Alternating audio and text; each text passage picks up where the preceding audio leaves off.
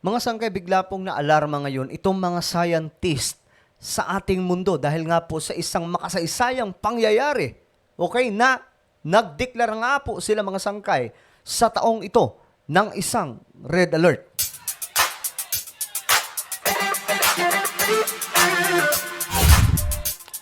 So magandang oras po sa lahat ng ating mga kababayan, sa lahat po ng mga solid sangkay na narito ngayon mga sangkay. So pag-usapan po natin ito.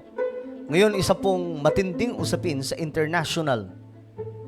Itong tinatawag na red alert na bigla pong diniklara nitong mga matatalinong tao. So ano nga ba ang nangyari sa ating planeta?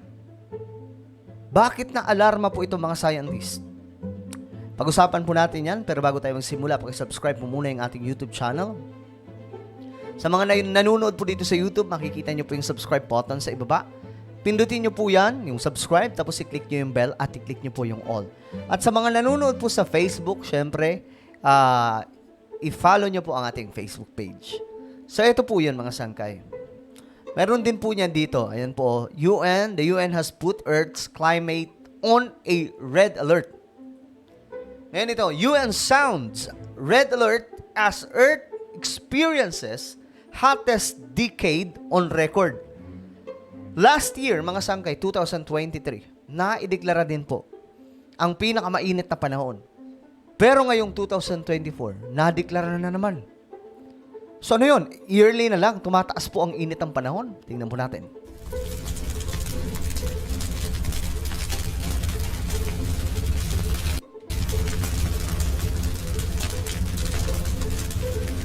Earth is issuing a distress call.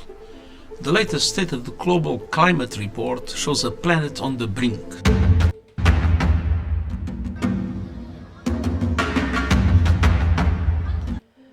UN Chief Antonio Guterres, nag-warning daw po, planet is on the brink.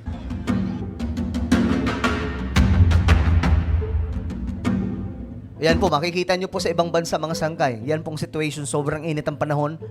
Siguro dito mga sangkay, sanay lang po talaga tayo mga Pilipino. Pero alam nyo, kahit sanay po tayo, damang-dama pa rin po natin yung grabing init ng panahon. Pero sa ibang bansa mga sangkay, lalo na.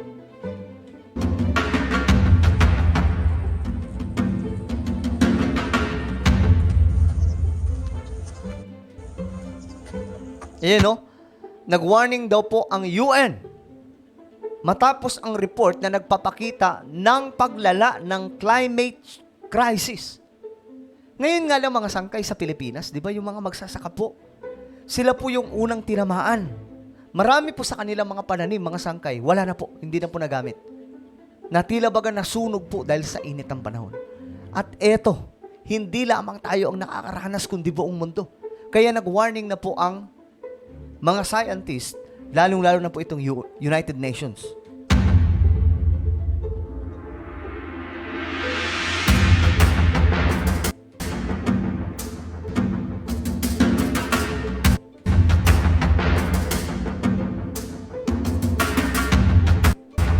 Ito ayon daw po sa report, mga sangkay. Tingnan nyo yung mga yelo, mga sangkay, oh. Natutunaw na po sa sobrang init ng panahon.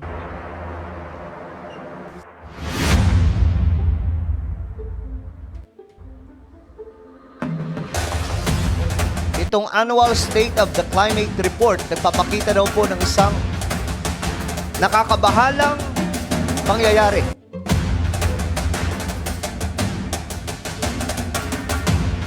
Ayan, United Nations 2023 rounded out as the hottest year on record. Last year po yan, 2023. Pero mukhang na-break na naman po ito sa 2024.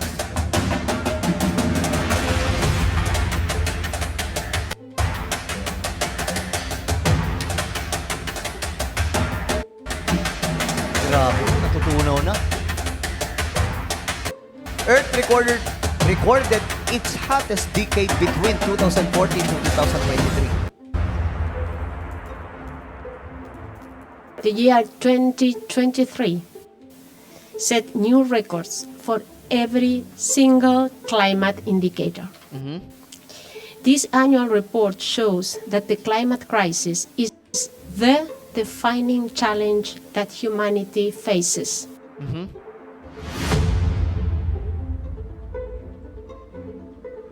Average near surface temperature close to 1.5 degrees threshold. Kaya po nakakaroon po ng mga sunog sa kagubatan. Tingnan nyo. Kusa pong nasusunog.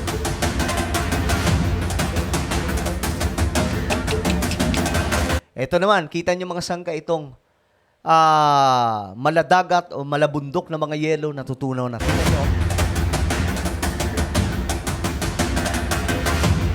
Grabe oh. 2023 Marine Heat Waves Greek.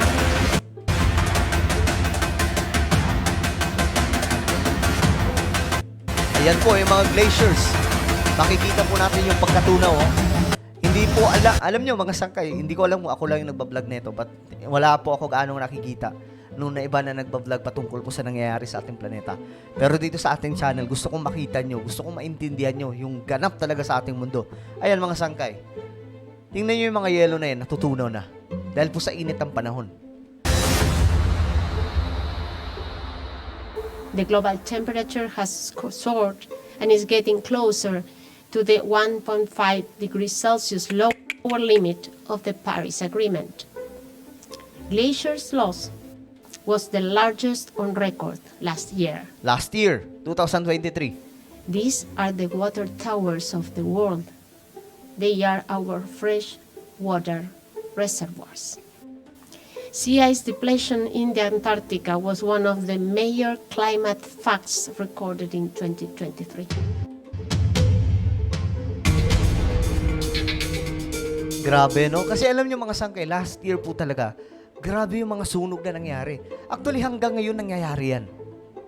Pero nung last year po talaga, lalong-lalo na yung Canada, so bastang western countries, nagkaroon ng grabe yung mga sunog. Ngayon naman, 2024, pati Pilipinas nagkakaroon na po ng mga sunog sa mga kagubatan.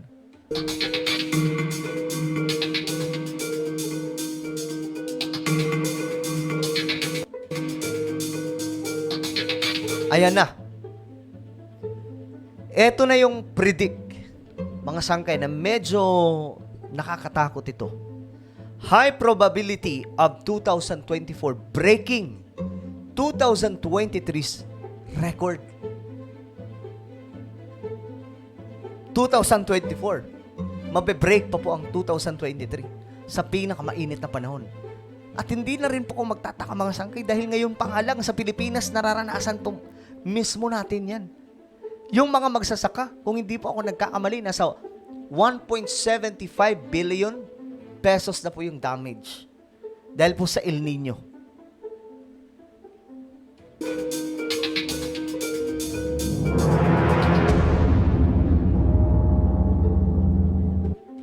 We cannot say definitely that 2024 is going to be the warmth year, but what I would say, there is a high probability that Okay. Hindi po nila sinasabi na magiging pinakamalala ang taong 2024. Pero, may posibilidad na mangyari na malagpasan ng 2024 ang init ng panahon sa 2023. At ako mga sangkay, kung mangyari man yun, hindi po ako magugulat. May El Nino po ngayon. At saka lumalala po talaga yung global warming. 2024 will again break the record of 2023. Yan no? Nag-issue na daw po ng red alert to the world but also offers glimmer hope. Ayan na po, mga sangkay. Well, lahat ng ito, mga sangkay, nakasulat po talaga sa Bible.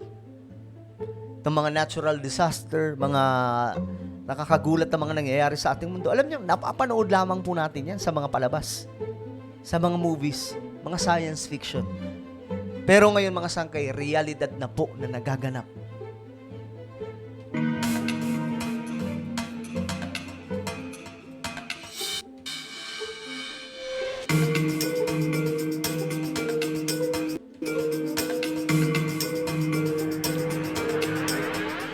I am now sounding the red alert about the state of the climate.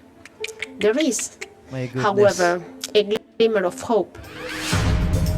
Oh my gulay.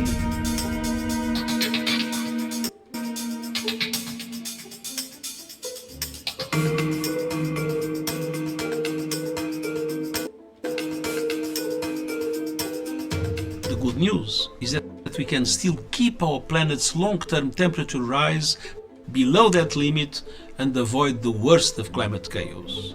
And we know how to do it.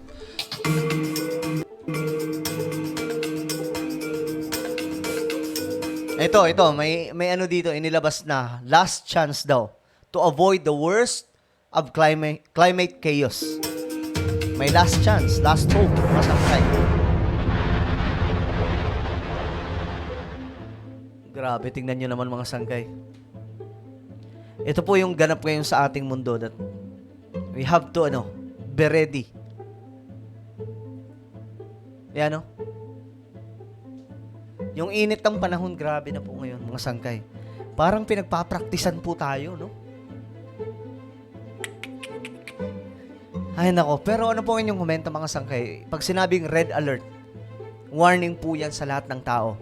Alam nyo kung bakit red alert? Maging ready po tayo sa 2024, sa taong ito. Dahil hindi daw po natin alam, baka mas maging malala ito. Kasi mayroon daw pong posibilidad na mangyari na mas malala pa ang init kaysa 2023. At ano po ang inyong komento? I-comment nyo sa ibaba.